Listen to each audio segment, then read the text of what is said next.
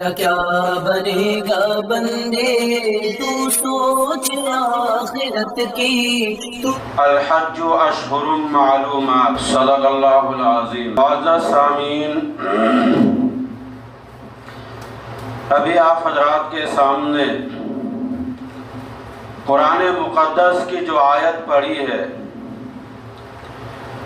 اس کے اندر یہ بات بتائی گئی کہ حج کے چند مہینے ہیں۔ الحج اشہر معلومات، کہ حج کے چند مہینے ہیں جو متعین ہیں۔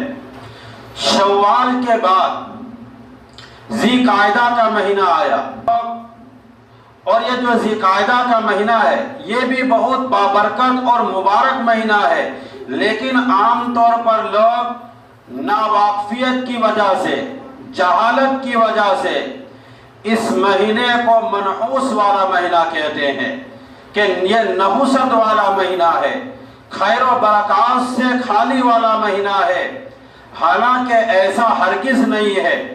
پیارے آقا جناب محمد رسول اللہ صلی اللہ علیہ وسلم نے مدینہ منورہ ہجرت کرنے کے بعد جتنے بھی عمرے فرمائے ہیں، جتنے بھی عمرے کیے ہیں، وہ سب کے سب ذی قعدہ کے مہینے میں کیے۔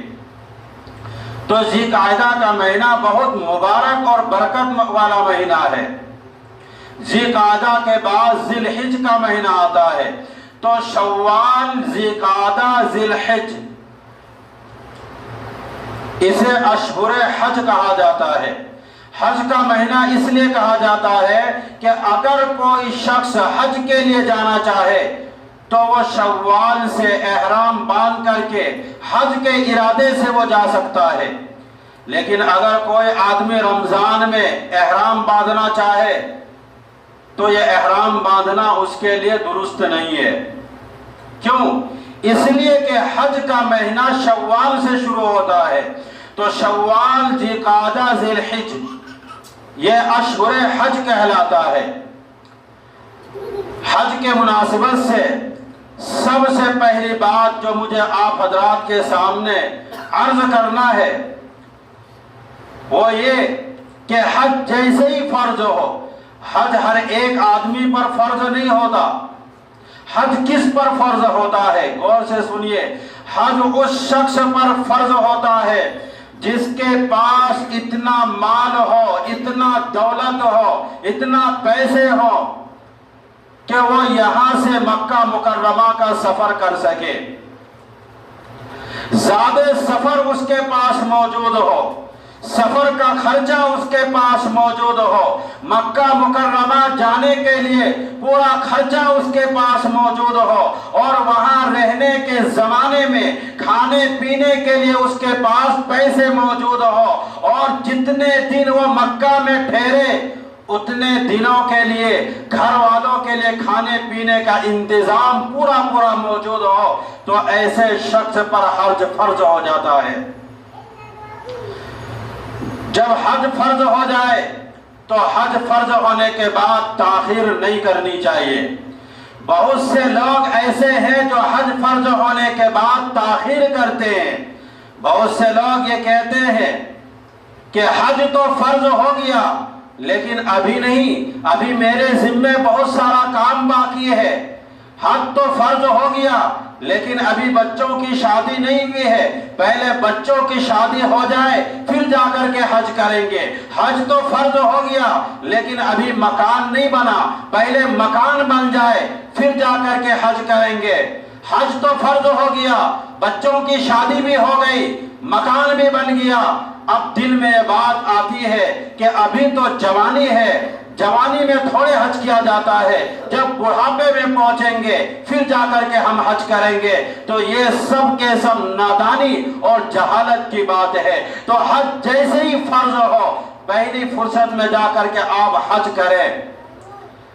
اس کا انتظار مت کیجئے کہ میں پہلے بچوں کی شادی کر لوں، مکان بنا لوں، دکان بنا لوں، ابھی تو میں جوان ہوں، جب بڑھاپے کی عمر کو پہنچوں گا پھر جا کر کے حج کروں گا۔ کیا اس بات کی یقین ہے؟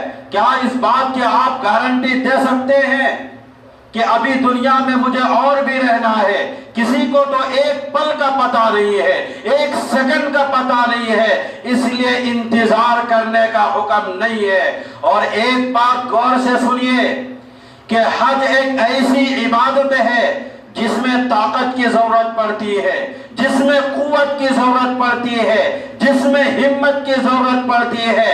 وہاں لاکھوں حاجی موجود ہوتے ہیں، وہاں سفر کرنا پڑتا ہے، بہت سی تکلیفیں اور پریشانیاں اٹھانی پڑتی ہے، جس کے لیے طاقت اور قوت کی ضرورت پڑتی ہے۔ اگر کوئی شخص یہ چاہتا ہے کہ میں حج کے ارکان کو صحیح طور پر ادا کروں تو وہ جوانی میں جا کر کے حج کرے۔ جو شخص جوانی میں حج کرتا ہے وہ حج کے ارکان کو صحیح طور پر ادا کر سکتا ہے، لیکن جو بڑھاپے کا انتظار کرے وہ حج کے ارکان کو صحیح طور پر نہیں ادا کر سکتا، کیونکہ اس کے لیے یہاں خود نماز پڑھنا مشکل ہے۔ وہ تو کرسیوں پر یا زمین پر بیٹھ کر کے وہ نماز پڑھ رہا ہے، تو آپ اندازہ کرو کیا وہ حج جو کہ مشکل عبادت ہے، کیا وہ اس فریضے کو اور اس ارکان کو کیا وہ صحیح طور پر کر سکتا ہے؟ نہیں کر سکتا۔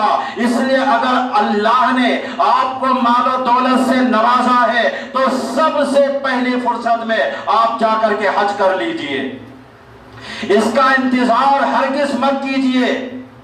کیوں؟ اس لیے کہ اگر آپ نے حج نہ کیا، خدا نہ خواستہ اگر آپ کے اوپر حج فرض تھا اور حج کیے بغیر آپ دنیا سے چلے گئے تو علماء سے پوچھئے کہ کتنی سخت حدیث کے اندر وعید آئی ہے کہ جس شخص کے اوپر حج فرض تھا اور اس نے حج نہیں کیا، بغیر حج کیے بغیر وہ دنیا سے چلا گیا۔ جانے والے تو چلے جاتے ہیں اور جو ورثہ ہے اس کے کفن دفن کا انتظام کر رہے ہیں، جنازے کی نمازیں بھی پڑھی جا رہی ہے، سب کام کر رہے ہیں، لیکن پیارے آقا جناب محمد رسول اللہ صلی اللہ علیہ وسلم کیا ارشاد فرماتے ہیں کہ جس شخص کے اوپر حج فرض تھا اور حج کیے بغیر وہ دنیا سے چلا گیا تو آقا فرماتے ہیں کہ ایسے شخص، چاہے ایسے شخص وہ یہودی ہو کر مرے یا نصرانی ہو کر مرے، مجھے اس کی کوئی پرواہ نہیں ہے۔ اللہ اکبر! اتنی سخت وعید ہے اس شخص کے بارے میں جس پر حج فرض ہے، پھر وہ حج نہ کرے اور اسی حالت میں دنیا سے چلے جائے۔ اس لیے میں اپنے نوجوانوں اور بزرگوں سے یہ گزارش کرتا ہوں کہ ہر کوئی، ہم سبھی لوگ حج کا ارادہ کرے اور جس کے اوپر حج فرض ہے وہ پہلی فرصت میں جا کر کے حج کر لے۔ لیکن اگر کوئی کمزور ہو چکا، معذور ہو چکا، اب اس کے اندر حج کے ارکان ادا کرنے کی صلاحیت نہیں ہے، طاقت اس کے اندر نہیں ہے، میں نے ابھی اوپر یہ بات کہی ہے، حج ایک ایسی عبادت ہے جس میں طاقت، قوت، ہمت کی ضرورت پڑتی ہے۔ اگر وہ بندہ کمزور ہے، اس ارکان کو وہ ادا نہیں کر سکتا تو اب اس کے ذمہ فرض ہے کہ وہ حج بدل کے لیے وصیت کر دے، اور یہ وصیت صرف اس کے مال کے تہائی مال کے اندر یہ وصیت نافذ ہوگا۔ مثال کے طور پر اگر حج کے خرچے 3 لاکھ ہیں اور آپ کا ترکہ 9 لاکھ بنتے ہیں تو اب ورثہ کے ذمہ لازم ہے، فرض ہے کہ وہ 3 لاکھ خرچ کر کے اپنے والد کی طرف سے یا اپنی والدہ کی طرف سے کسی کو حج بدل کے لیے بھیج دے۔ تو سب سے پہلی بات، جب حج فرض ہو تو پہلی فرصت میں آپ حج ادا کر لیں، تاخیر نہ کریں۔ دیکھیے کلمہ پڑھ لینے کے بعد جب ہم نے ایمان لے آیا تو اب اسلام کے 4 رکن ہیں۔ پہلا نماز، دوسرا زکوٰۃ، تیسرا روزہ اور چوتھا جو رکن ہے وہ حج ہے۔ یہ 4 ارکان ہیں اسلام کے ایمان لے آنے کے بعد۔ جب تک ایمان نہیں لائے کچھ بھی نہیں ہے، جیسے ہی آپ نے ایمان لایا یہ 4 ارکان آپ کے اوپر نافذ ہو گیا، اور یہ ارکان اپنے اپنے مقام پر الگ الگ خصوصیت ہے ان کے۔ نماز ہے، اس میں اللہ کا جلال ہے، یہ ایسی عبادت ہے جس میں اللہ کا جلال ہے۔ یہی وجہ ہے کہ اگر کوئی شخص نماز چھوڑ دے تو حضرت امام احمد بن حنبل رحمۃ اللہ علیہ فرماتے ہیں کہ نماز چھوڑنے والا شخص کافر ہے، اس کے مذہب کے نزدیک وہ مسلمان نہیں ہے، وہ کافر بن چکا۔ کیوں؟ اس لیے کہ ایمان اور کفر کے درمیان جو فرق کرتا ہے وہ نماز کرتا ہے۔ جب اس نے نماز ہی چھوڑ دیا تو مسلمان کہاں سے رہا؟ اسی طریقے سے اگر کسی شخص نے نماز کے لیے نیت باندھ لی اور اگر وہ بات کر لے تو نماز فاسد ہو جاتی ہے، اور اگر کوئی جان بوجھ کر کے دنیا کے خیالات نماز کے اندر لائے تو نماز تو فاسد نہیں ہوتی، البتہ نماز کے اندر کمی اور ثواب کے اندر کمی واقع ہو جاتی ہے۔ کیوں؟ اس لیے کہ یہ جلالی عبادت ہے۔ اسی طریقے سے زکوٰۃ ہے، یہ بھی جلالی عبادت ہے۔ جس شخص کے اوپر زکوٰۃ فرض ہو اور وہ زکوٰۃ ادا نہ کرے تو کل قیامت کے دن یہ مال ایک اژدہا کی شکل بن کر کے آئے گا اور اسے ڈسے گا اور کہے گا میں تیرا مال بھی ہوں اور تیرا میں خزانہ بھی ہوں۔ تو یہ بھی جلالی عبادت ہے۔ روزہ یہ جلالی عبادت ہے اور جمالی بھی ہے، لیکن اس کے اندر جمالی زیادہ ہے۔ کیوں؟ یہی وجہ ہے کہ اگر کوئی شخص روزہ رکھ کر کے بھول کر کے کھانا کھا لے، پانی پی لے، پیٹ بھر کر کے کھا لے، تب بھی روزہ فاسد نہیں ہوتا۔ لیکن اگر کوئی نماز کے اندر بھولے سے بھی بات کر لے تو نماز فاسد ہو جاتی ہے۔ اس لیے کہ روزہ جو ہے یہ جلالی بھی ہے، جمالی بھی ہے، لیکن جمالی زیادہ ہے، اس لیے بھول کر کے کھانے پینے سے روزہ نہیں ٹوٹتا۔ لیکن بھول سے اگر نماز کے اندر کوئی بات کر لے تو نماز فاسد ہو جاتی ہے۔ زکوٰۃ کے اندر اگر کوئی کمی کوتاہی کرے تب بھی قیامت کے دن اس کو عذاب ہوگا۔ حالانکہ کچھ زکوٰۃ نکالا، لیکن چونکہ زکوٰۃ یہ جلالی عبادت ہے اس لیے کہا اور حکم کیا ہے، 1 روپے حساب کر کے زکوٰۃ نکالو، 1 روپیہ ایسا نہ ہو کہ آپ کے پیسے میں رہ جائے، اس لیے کہ جلالی عبادت ہے۔ اور حج جو ہے یہ بھی جلالی بھی ہے، جمالی بھی ہے۔ حج ایک ایسی عبادت ہے جس میں عشق کا اظہار ہوتا ہے۔ حج ایک عاشقانہ عبادت ہے۔ جب حاجی حج کے ارادے سے گھر سے نکلتا ہے اور اللہ کے گھر کی زیارت کے لیے نکلتا ہے تو اس میں عشق کا اظہار ہوتا ہے۔ جیسے کوئی آدمی کسی سے محبت کرتا ہے تو اس کا دل چاہتا ہے کہ میں اپنے محبوب سے لپٹ جاؤں، اس کا دل چاہتا ہے کہ میں اپنے محبوب کے گھر کا چکر لگاؤں، اس کا دل چاہتا ہے کہ میں اپنے محبوب کو بوسہ دوں۔ ایک محبوب ایک مجنون دیوانہ کی طرح کبھی اس کے گھر کا چکر بھی لگاتا ہے، کبھی اس سے لپٹتا بھی ہے، کبھی اسے بوسہ بھی دیتا ہے۔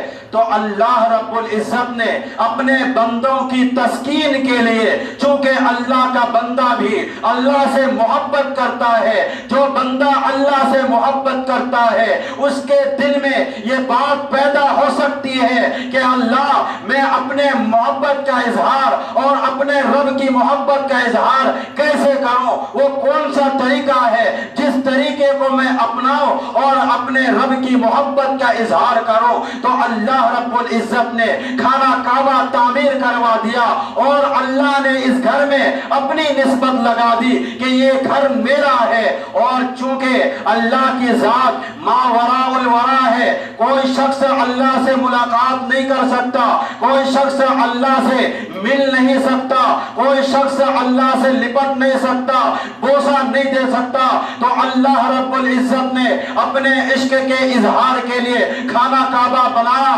اور یہ حکم دیا کہ یہ میرا گھر ہے، اور اپنے بندوں کو یہ بتا دیا کہ میرے بندے جب تیرا دل چاہے کہ میں اپنے رب سے لپٹ جاؤں تو میرے گھر میں چل کر کے آ جانا۔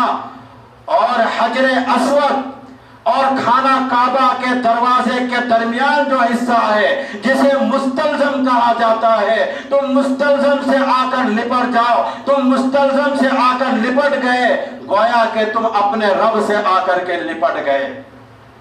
اور میرے بندہ اگر تیرا دل چاہے کہ میں بوسہ دوں، میں چوموں، تو میں اپنے اس گھر میں ایک پتھر رکھا ہے جس کو حجر اسود کہا جاتا ہے، تم اس پتھر کو چومو، تم اسے بوسہ دو۔ اور انسان کی یہ فطرت ہے، جس سے محبت کرتا ہے اس کے گھر کا چکر بھی لگاتا ہے، اس کے گھر جانا آنا بھی کرتا ہے۔ تو اللہ رب العزت نے اپنے بندے کو حکم دیا کہ یہ خانہ کعبہ ہے، یہ میرا گھر ہے، اس گھر کا تم طواف کرو، اس گھر کا تم چکر لگاؤ۔ تو دیکھو یہ ایک عاشقانہ عبادت ہے، اس میں دیوانے کی کیفیت ہوتی ہے۔